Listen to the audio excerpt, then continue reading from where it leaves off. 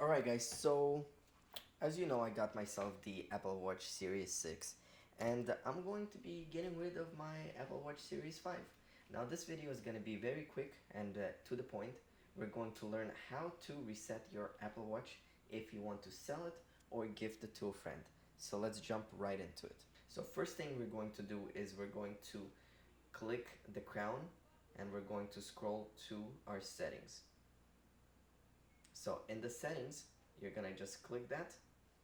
Then we're going to scroll all the way down and you're going to see reset. You're gonna click reset and then it's going to ask you to click erase all content and settings. We're going to click that and then it's going to give you a text saying all media and everything else is going to get erased. Scroll all the way down and click the red button saying erase all.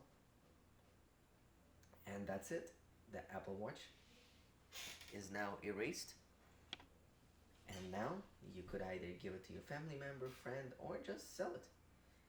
Simple, easy to do. Thank you guys for watching. Hit that notification button, click subscribe, like the video if this helped you, and I'll see you next time.